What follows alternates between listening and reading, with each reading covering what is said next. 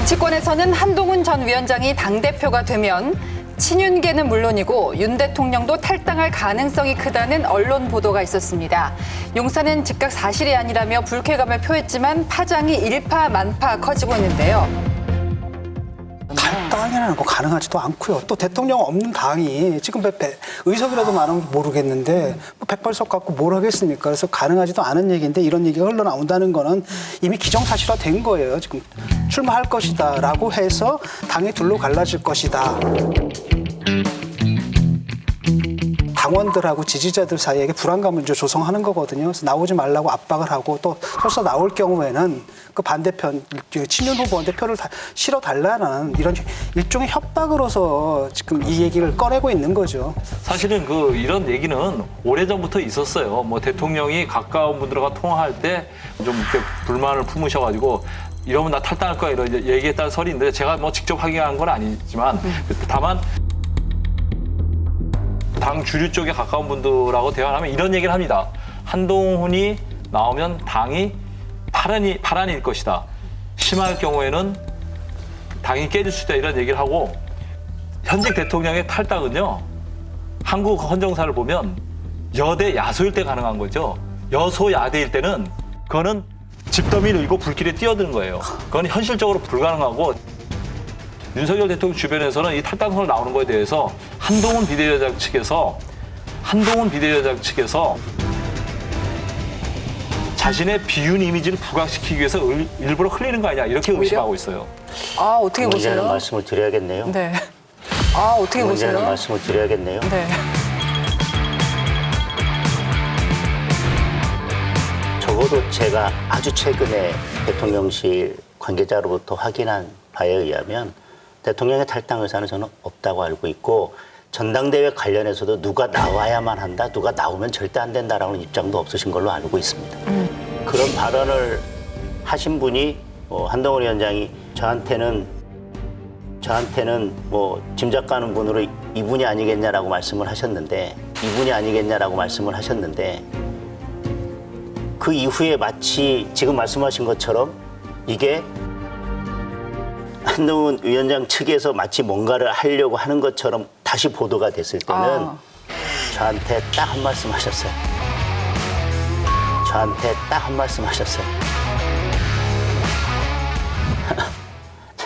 황당하네. 딱 한 말씀 하셨어요. 황당하네. 딱 한 말씀 하셨어요. 오늘 방송 긴장감 높다. 너무 재밌는데. 황당하네. 황당하죠. 아니 제가 몇 달 동안 본 한동훈 위원장은 적어도 그런 플레이는 하진 않습니다. 황당하죠, 정말. 그건 말도 안 되는 게 예, 그렇죠. 일단은 그 얘기를 갖다 공식적으로 꺼내는 사람이 있습니다. 그분이 누구냐면 홍준표 시장이거든요. 말이 되는 소리를 해야지.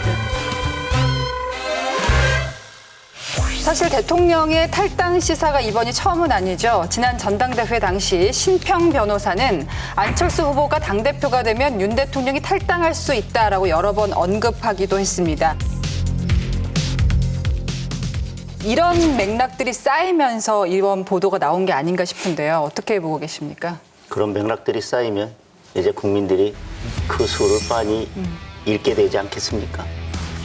제가 이 말이 나온 다음에 너무 저도 깜짝 놀래가지고 대통령과 가까운 분들하고 여러 분 통화를 했어요. 그 탈당하신다는 얘기하면 내가 뜯어 말릴 것이다. 절대 말릴 것이다. 이런 얘기를 해요. 당의 대표는 당원들이 뽑는 겁니다. 네. 저는 가당치도 않은 탈당 얘기는 오버 같고 친윤계 의원들 제가 같이 뭐 얘기하는 의원들 네, 중에 네. 나와야 된다, 나오지 말아야 된다 이런 식의 논의를 해본 적은 없습니다. 그래서 이거는 좀 어디서 나온 얘기인지는 좀 모르지만 저는 좀 상식적이지 않다고 생각을 합니다. 국힘 지지층을 향한 얘기예요. 대국민 발언이 아니라 이거 수신자가 국힘 지지층이에요. 불안하다. 그래서 불안감을 조성하고 그래서 한동훈 비대위원장이 출마하는 것을 막는 압력으로 써먹겠다 이런 생각으로 슬쩍 흘리는 것 같은데 글쎄요. 국민들이 볼 때는 좀 황당하죠. 근데 결과를 보면은 진 교수님 말과 다르게 돌아가는 게 당원 게시판 보면은 차라리 빨리 탈당해라라는 반응이 더 많거든요.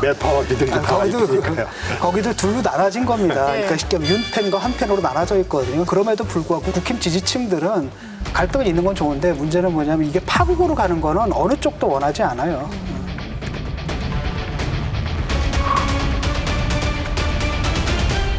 그러니까 언젠가부터 언론들이 이상한 이제 프레임이 생겼어요. 한동훈 비대위원장을 안철수, 유승민 이쪽에 그 비윤 그 프레임에 이렇게 들어가기 시작했어요. 비윤 후보라 비윤이 돼버렸잖아요. 이게 과연 한동훈 비대위원장한테 맞는 길인지.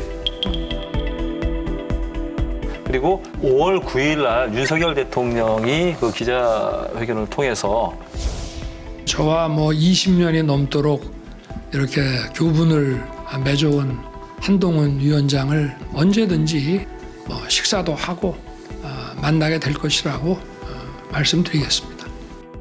그럼 한동훈 비대위원장이 이제는 좀 만나서 연락을 해서 자리를 만드는 것도 괜찮을 거라고 생각하는데 여전히 비춰지는 모습은 한동훈 비대위원장도 생각이 없으신 걸로 보이거든요. 친윤하기는 틀린 거 아니에요?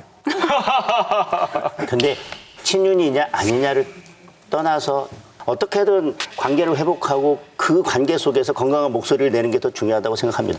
그런데 관계를 회복하려고 해도 회복하려고 하는 그 중간중간마다 뭐가 터지지 않습니까? 대통령도 탈당할 거니까 나와보기만 해. 그런데 만나자?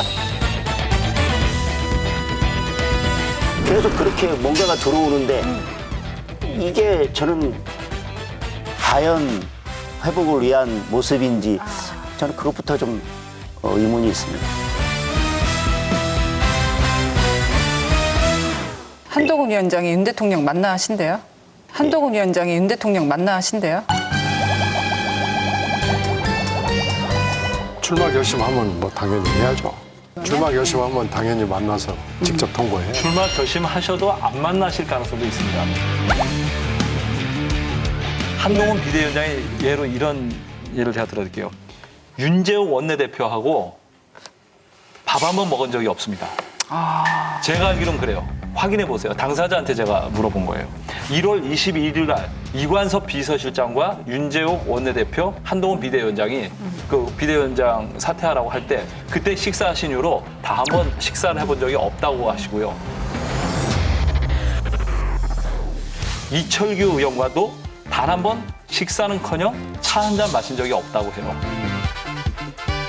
장동혁 그 의원님은 죄송하지만 한동훈 비대위원장 몇 번 저녁 식사를 해보셨어요? 저녁 식사요?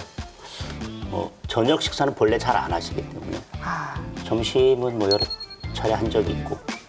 그러면 윤석열 대통령과 가까운 분들은 한동훈 비대위원장의 전당대회 출마에 대해서 부정적이라는 사실은 인지하고 계시죠?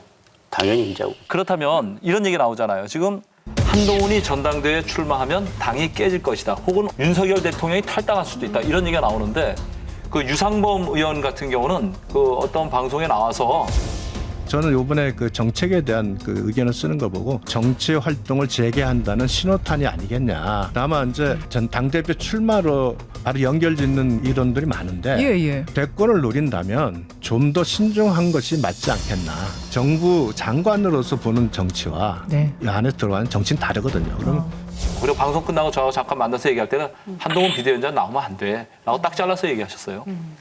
이런 얘기가 나오면 지금 한동훈 비대위원장은 굉장히 비상상태라 생각하고 대통령과의 대화를 빨리 복원하는 게 급선무 아닐까요? 저는 그것이 한동훈 위원장이 풀어야 될 리더로서의 모습 중에 하나라고 생각합니다. 뭐 소통도 다양하게 해나가고 지금보다는 보다 넓게 이렇게 끌어안고 가려고 하는 모습도 보여주시고 그래서 저는 한동훈 위원장이 전당대회에 나오는 선결 조건으로 그냥 좁게 대통령을 만나서 풀어야 된다라고 하는 게 아니라 그리고 언제 만날 거냐라고 이렇게 단편적으로 묻는 게 아니라 앞으로 그러면 대통령과 관계를 장기적으로 어떻게 가져갈 건지에 대한 본인만의 답을 먼저 찾고 그러면 대통령을 언제쯤 어떻게 만나서 어떤 말씀을 어떻게 나눌 것이지에 대한 답이 나오는 것이지 일단 한번 만나고 그냥 뭐 그렇게 갈 것은 아니고 지금 이 큰 여러 가지 문제들에 대해서 고민하고 답을 갖고 나오셔야 된다고 생각합니다. 그런 거 못 만나는 거 아닌가요? 그러니까 저도 이제 부족한 게 뭐냐 비전이라고 보거든요. 국가 지도자가 되려면 이 국가를 어떤 방향으로 끌고 갈 것인가. 아주 구체적이지는 않다 하더라도 대강의 윤곽을 보여줘야 될 거고, 그다음 이 망가진 당을 앞으로 어떻게 다시 세울 것인가에 대한 비전들이 있어야 될 것 같고, 세 번째가 그거죠. 대통령과의 관계인데 완전히 똑같을 수도 없고 또 완전히 또 척을 질 수도 없는 거잖아요. 그 적절한 관계 수준이 무엇인가. 사실 정답을 말하긴 했거든요. 당은 당의 일을 하고 대통령은 대통령의 일을 하면 되는 건데 그게 자꾸 안 되는 부분들이 있거든요. 그래서 제가 볼 때는 이 갈등이라는 게 굉장히 오래된 것 같아요. 이게 대선 직후부터 계속 왔던 거라고 생각을 하거든요. 한 2년 총선 과정 속에서 좀 드러난 거고, 이게 지금 공식적인 라인에서 갈등이라면 참 큰 문제가 없을 텐데 제가 볼 때는 약간 비공식적인 라인에서의 갈등인 것 같아요. 이게 왜냐하면 그 당권 주자들 보게 되면 다 비윤이에요. 친윤이 없거든요. 라고 한다면 자기들도 결국은 관계 설정을 해야 되는데, 그럼에도 불구하고 대립이 계속된다는 것은 밑에 어떤 딴 게 있다는 얘기죠. 한동훈 비대위원장의 그 측근들이라고 하는 분들이 주화파가 있고 주전파가 있을 거 아닙니까? 그러니까 지금 그 대통령과 대화를 주장하는 분들의 귀를 기울이셔야 되는데, 그 한동훈 비대위원장 주변에 주전파가 더 많은 것 같아요. 아직은 대통령과 갈등 관계가 더 유리하다고 보는 분들이 많은 것 같아요. 말씀을 들어보니까 장동혁 의원님은 대통령과 관계를 복원해야 된다, 이런 취지로 말씀하신 것 같은데. 주화파. 예. 대통령과 관계를 다시 복원해야 되는 것은 상수라고 보고요.